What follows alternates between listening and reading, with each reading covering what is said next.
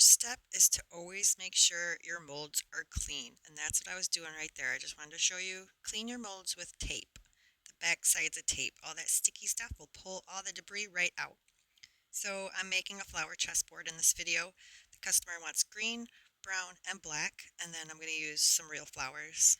For this, I'm using Let's Resin, epoxy resin, and I mix that off screen. And then, before I pour any resin, I always spray my molds with 91% isopropyl alcohol. So that's what that bottle was. And I really debated showing this tutorial because I struggle. I keep overfilling my mold squares with the resin, but it happens sometimes, guys. Even I struggle. So I'm just using my popsicle stick to try to clean it up as I go.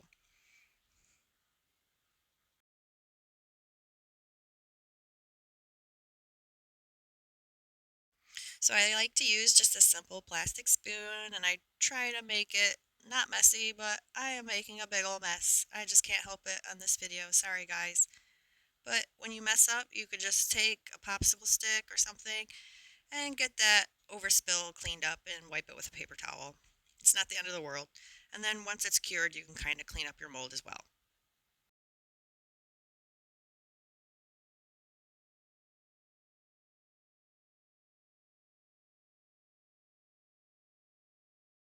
I'm just trying to make sure that the shades all look the same and none are fuller than the rest. This is the next day, and I start with clear resin and I pour that in, checking for air bubbles with my toothpick. Be gentle when you pop air bubbles, you don't want to scratch your mold. And now I'm just placing a bunch of white flowers in random places. And I don't have a plan for this, I just kind of go in and wing it. And that's why you'll see me kind of moving some flowers around. But I'm using some tweezers and I'm putting them in the resin and pushing them down. Try to get it underneath the clear resin, and you really want to be gentle because flowers are very fragile. You don't want them to break or tear, which happens. But also look for air bubbles as you're pushing them down because flowers create tons of air bubbles. You have to push them down and kind of come back to them because air bubbles just keep appearing. You have to keep going back to the same flower, pushing it down, and air bubbles will be like, hello, I'm over here, and then you can pop it. So now I'm just trying to fill all those areas with some pretty white flowers.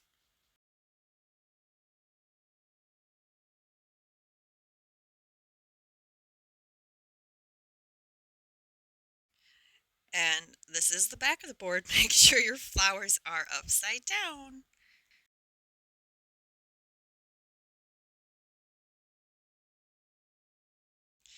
And you can see I'm constantly going back to flowers that have been laying there for a little bit because air bubbles just sneak up on you.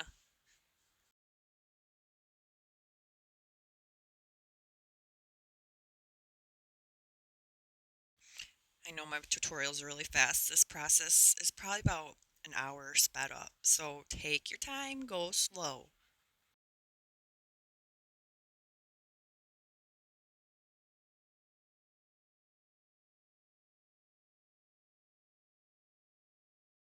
Again, still popping air bubbles, and I keep pressing my flowers like down towards the surface because I don't want them to float.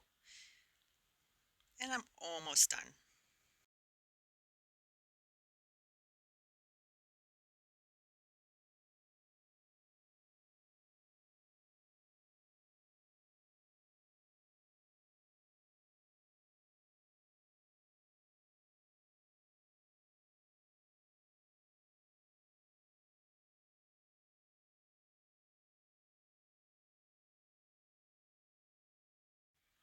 I gotta be almost done at this point.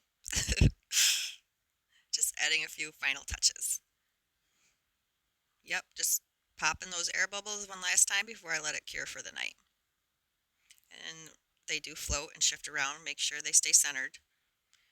You want to check on it, like 20 minutes after you pour, hour after you pour. The next day, super easy. I'm just covering the rest with black resin.